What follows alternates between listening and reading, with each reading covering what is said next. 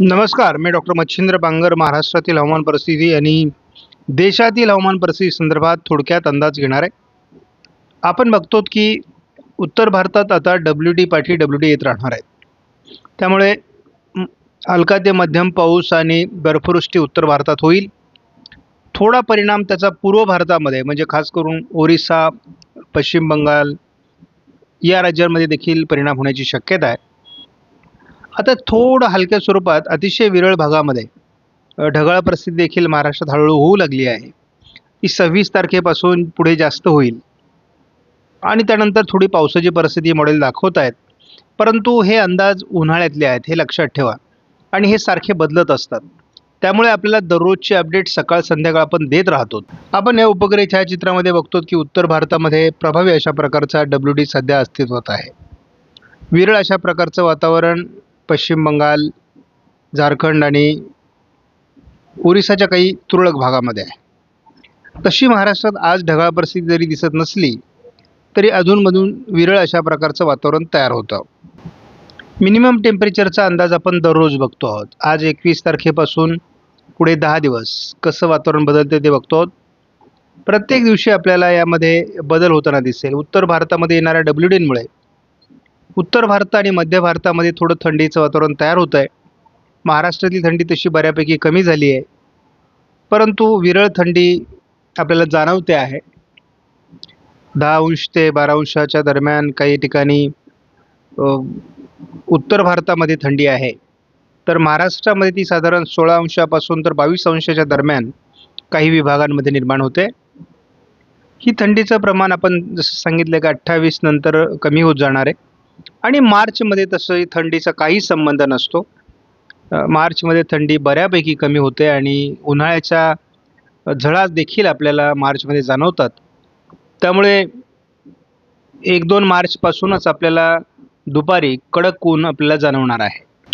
GFS मॉडेलनुसार आपण जर बघितलं तर उत्तर भारतामध्ये WD सक्रिय आहे. थोडं ओरिसा, पश्चिम बंगाल असं थोडं पावसाळी वातावरण आहे.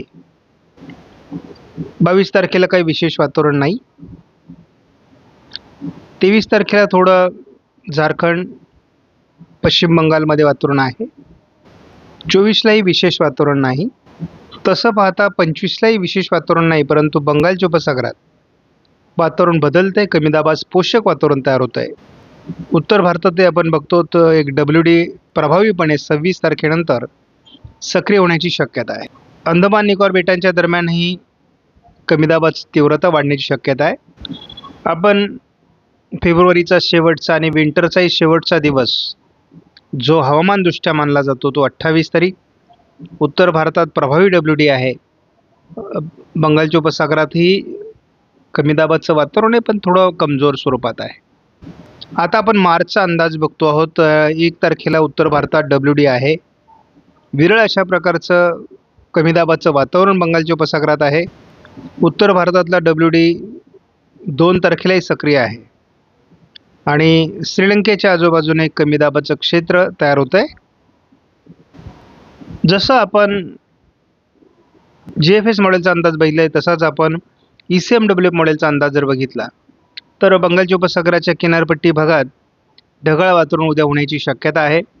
पूर्व भारत, उत्तर भारत असं पावसाळी वातावरण आहे. अफगाणिस्तान मार्गे पुन्हा नवीन WDची शक्यता आहे. बंगालच्या उपसागरात नवीन कमी दाब तयार होतो आहे. 22 तारखेला थोडं वातावरण कमजोर असण्याची शक्यता आहे.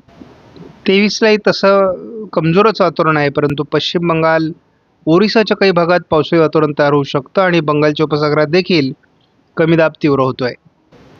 24 तारखेला WDचा प्रभाव कमी आहे, परंतु कमी दाब तीव्र होईल. 25 तारखेला खऱ्या अर्थाने कमी दाबाचा प्रभाव वाढतो आहे आणि उत्तर भारतात एक प्रभावी WD सरकतोय जो मेघगर्जनेसह, विजांच्या कडकडासह बर्फवृष्टीचं वातावरण उत्तर भारतात देईल, बंगालच्या उपसागरातही देणार आहे. आत्तापर्यंत पूर्ण फेब्रुवारीमध्ये पहिल्यांदा तीव्र अशा प्रकारचा WD उत्तर भारतात सक्रिय होतोय. तीव्र असा कमी दाब बंगालच्या उपसागरात सक्रिय होतोय. दोन्ही सिस्टम 27ला तीव्र असणार आहेत. 28ला देखील दोन्हीही सिस्टम प्रभावी होतील. 1 तारखेला केरळ, तामिळनाडूमध्ये मोठ्या प्रमाणात पाऊस होण्याची शक्यता आहे. तीव्र विजांच्या कडकडाटासह मेघगर्जनेसह पाऊस होईल. उत्तर भारतातला WD हळूहळू कमजोर व्हायला लागणार आहे. 2 तारखेला आपण बघतो की आंध्र प्रदेश, कर्नाटकचा दक्षिणी भाग या ठिकाणीही या कमी दाबाचा प्रभाव पडेल. उत्तर भारतात हलका प्रभाव WDचा राहणार आहे. 3 तारखेला हे वातावरण काही अंशाने अरबी समुद्राकडे सरकेल आणि अरबी समुद्रातील बाष्प याला जसं मिळेल तशी या कमी दाबाची तीव्रता वाढण्याची शक्यता आहे. 4 तारखेला पहिल्यांदा आपल्याला एक थोडी ढगाळ परिस्थिती तेलंगणा आणि महाराष्ट्र या राज्यांमध्ये सुरू होते. 5 तारखेला छत्तीसगड, ओरिसा, महाराष्ट्र, कर्नाटक, आंध्र प्रदेश, तामिळनाडू आणि केरळ या राज्यांमध्ये पावसाची परिस्थिती निर्माण होईल आणि याला अरबी समुद्रात प्रभावी अशा प्रकारचं बाष्प उपलब्ध होत असल्यामुळे हे वातावरण वाढण्याची शक्यता आहे. अरबी समुद्रातून होत असलेल्या बाष्पाच्या पुरवठ्यामुळे महाराष्ट्रामध्ये खास करून बऱ्याच जिल्ह्यांमध्ये मेघगर्जनेसह विजांच्या कडकडाटासह अवकाळी किंवा आपण पूर्वमोसमी पाऊस पडण्याची शक्यता आहे आणि याचा मोठा प्रभाव मध्य भारतावर निर्माण होतोय. त्यामुळे हे वातावरण आता आपण बघतो की 2-3 दिवसापासून मॉडेल दाखवायला लागलेले आहेत, परंतु हे किती टिकतंय हे आपल्याला बघावं लागेल आणि आपण बघतो की पुढे प्रत्येक दिवशी याची तीव्रता वाढते आहे. त्यामुळे बघूयात की नेमकी काय हवामानात बदल होत आहेत. परंतु मी यापूर्वीच सांगितलेलं आहे की मार्च हा पावसाळी असणार आहे. महाराष्ट्रातला विदर्भ, मराठवाडा, पश्चिम महाराष्ट्र, मध्य महाराष्ट्र या सर्व भागामध्ये मोठं पावसाळी क्षेत्र तयार होण्याची शक्यता आहे. यामध्ये फक्त उत्तर महाराष्ट्राचा भाग वगळला जाण्याची शक्यता आहे सध्याच्या अंदाजानुसार. थोडं अरबी समुद्रातील बाष्प खेचल्यानंतर तो आणखी ताकदवर होऊन कर्नाटक, आंध्र प्रदेश, तामिळनाडू, केरळ, महाराष्ट्र, तेलंगणा, छत्तीसगड, ओरिसा या काही राज्यांवर पाऊस देऊ शकतो असा आपला अंदाज आहे. म्हणजे 7 राज्यांवर तरी या कमी दाबाचा प्रभाव पहिला पडणार आहे आणि हा पहिला कमी दाब आहे हे मी वारंवार सांगतोय. 1010 हेक्टोपास्कलचं वातावरण हे किंवा 1008 हेक्टोपास्कलचं वातावरण हे अरबी समुद्राच्या किनारपट्टी भागात आहे. त्यामुळे हा कोकण किनारपट्टीकडे वरती सरकण्याची शक्यता आहे आणि त्यामुळे 4 तारखेपासूनच महाराष्ट्रात वातावरण बदलायला सुरुवात होईल. काही ठिकाणी विरळ पाऊस, ढगाळ परिस्थिती असं वातावरण तयार व्हायला सुरुवात होणार आहे. तर आत्ताचा अंदाज जर असाच राहिला तर त्यामुळे गारपिटीसह महाराष्ट्रात पावसाचा अंदाज स्पष्ट होऊ लागला आहे. हे वातावरण टिकतंय किती यावर सर्व बाबी अवलंबून आहेत. परंतु आत्ता जर आपण बघितलं तर या क्षणी जो अंदाज 6 तारखेला दाखवला जातो तो गोंदिया, नागपूर, वर्धा, अमरावती, अकोला या काही भागात जो पाऊस होणार आहे यामध्ये गारपीट आहे.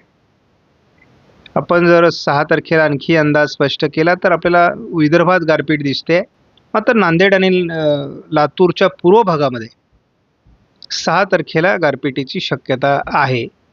त्याचबरोबर चंद्रपूर, वर्धा आणि गडचिरोलीमध्ये देखील गारपिटीची शक्यता राहणार आहे. हा उन्हाळी पाऊस आहे त्यामुळे यामध्ये सातत्याने बदल होईल. परंतु WDC याचा ट्रफ असल्यामुळे गारपीट होण्याची शक्यता नक्की आहे. आपणास व्हिडिओमधील माहिती महत्त्वपूर्ण वाटल्यास लाईक करा, शेअर करा, चॅनलला सबस्क्राईब करा. धन्यवाद. जय हिंद, जय महाराष्ट्र, जय बळीराजा.